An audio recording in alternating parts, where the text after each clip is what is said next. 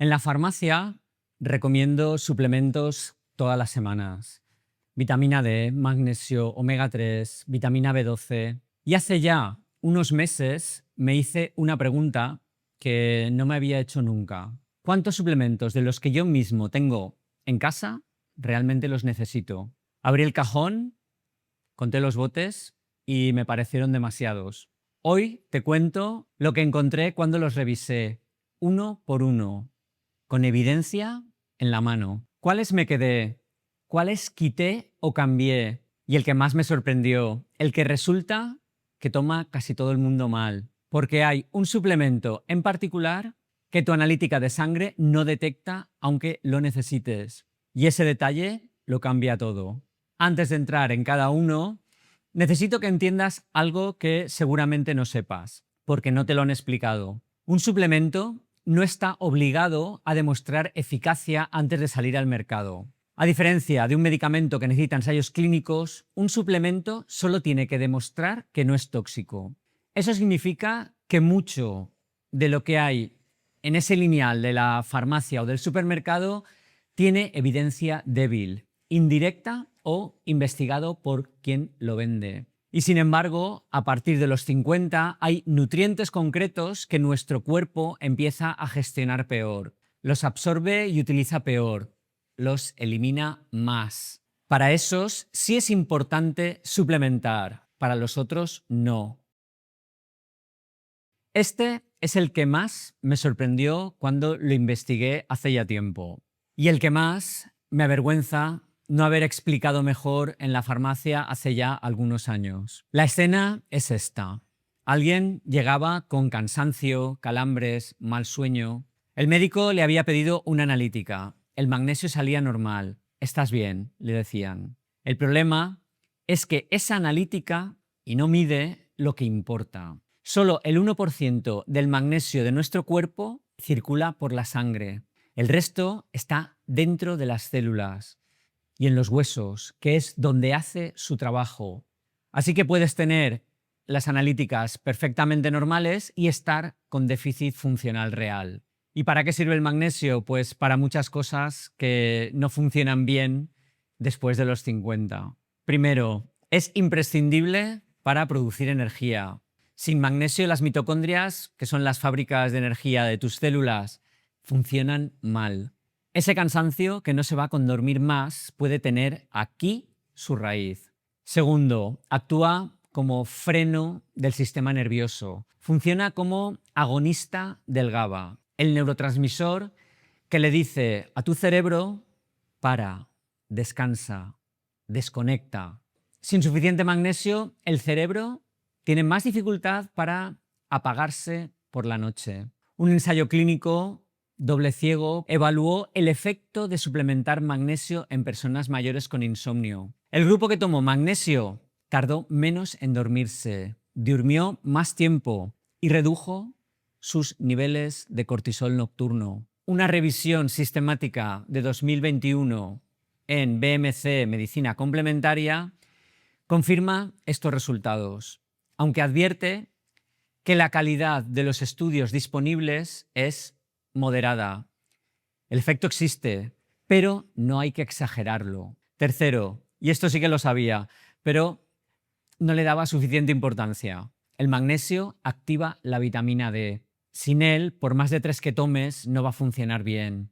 Son inseparables. ¿Qué forma de magnesio tomar? Pues eso es importante. El óxido de magnesio, que es el más barato y está en algunas formulaciones, se absorbe bastante mal.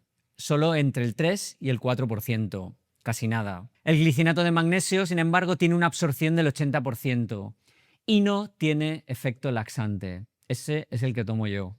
Dosis orientativas, pues entre 200 y 300 miligramos por la noche.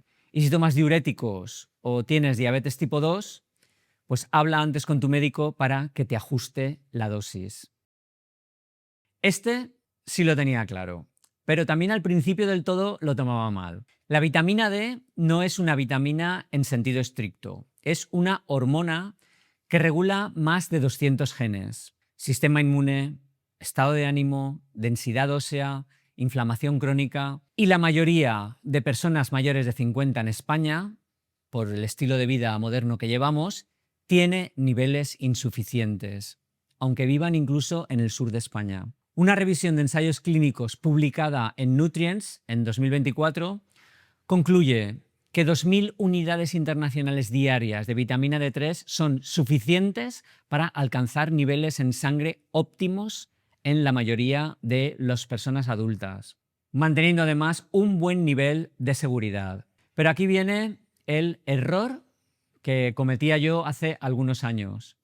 Tomaba la vitamina D3 sola. La vitamina D eleva el calcio en la sangre. Para que ese calcio llegue a los huesos y no se deposite en las arterias, pues necesita la vitamina K2, concretamente la forma MK7, la menaquinona 7, que es la más biodisponible. La K2 activa una proteína llamada osteocalcina, que literalmente dirige el calcio al hueso y lo aleja de los vasos sanguíneos. D3 sin K2 es como tener muchos coches en circulación, pero sin ninguna señal de tráfico. El calcio no va a saber a dónde ir. La pauta orientativa, pues 2.000 unidades internacionales de vitamina D3 con 100 microgramos de vitamina K2, la MK7 al día, con una comida que tenga grasa, porque las dos son liposolubles. Este lo tengo en el cajón y he reducido su consumo, no porque el omega 3 no funcione, funciona, sino porque hay algo un poquito más efectivo. Aquí, en el canal, ya hice un vídeo dedicado al estudio de las sardinas del Hospital Clínic de Barcelona. Lo dejo enlazado en la descripción, pero el resumen es este. 2 latas de sardinas a la semana demostraron en un ensayo clínico aleatorizado reducir el riesgo de desarrollar diabetes en personas mayores de 65 años, de manera que ningún suplemento de omega 3 había conseguido replicar en un ensayo controlado. ¿Por qué? Porque en la sardina el omega 3 no viene solo. Viene con taurina, con calcio, con vitamina D, con selenio, todo en la misma matriz alimentaria, que es como el cuerpo está diseñado para absorberlo. Si comes sardinas 2 veces por semana, esos 2 días tienes el omega 3 cubierto y con creces. Pero los otros 5 días de la semana, un suplemento de calidad, pues la verdad es que puedes tomarlo. No es acumular, es complementar. Lo que la dieta no nos llega a dar por sí sola. Si buscas omega 3, elige uno con alto contenido real de EPA y DHA. Busca también que tenga certificado IFOS. Lee la etiqueta. Estos son los 3 que ya no están en mi cajón o que he matizado un poquito. El multivitamínico genérico. El problema no es el multivitamínico en sí, es el de un comprimido al día para todo. Tienen dosis bajitas de lo que realmente puede importar, formas con absorción baja.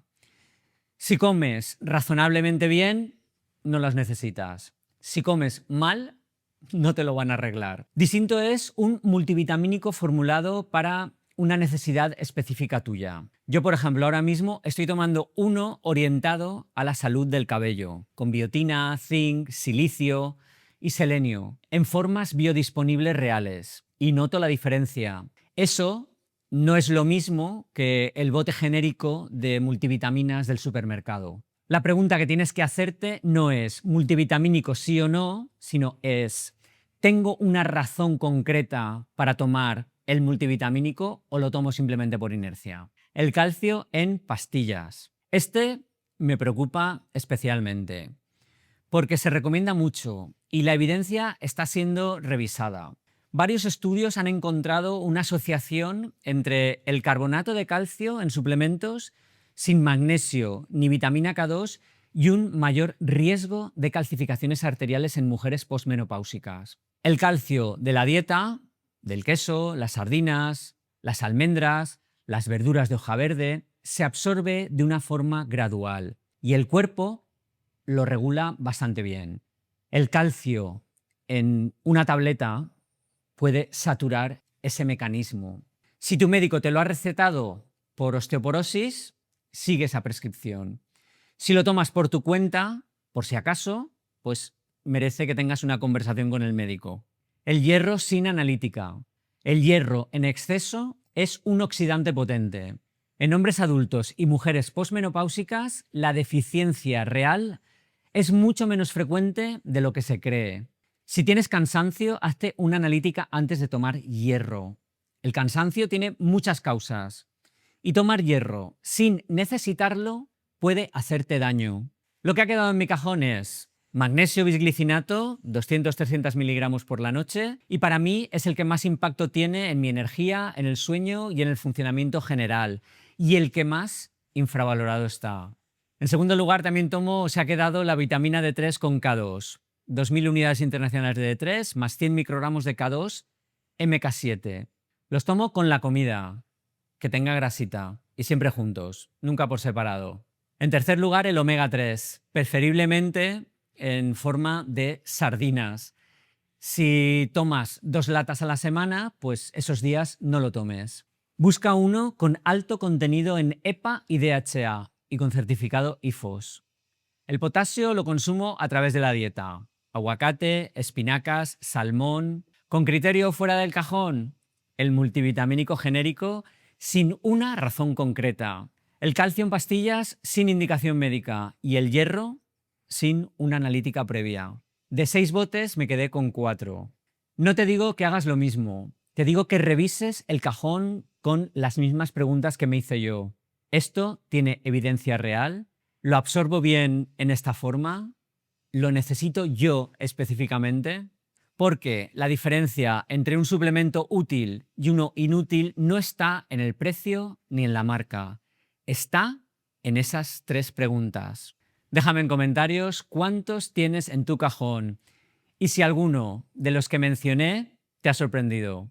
Comparte el vídeo con alguien que consuma muchos suplementos. Y aquí puedes ver el vídeo sobre las sardinas.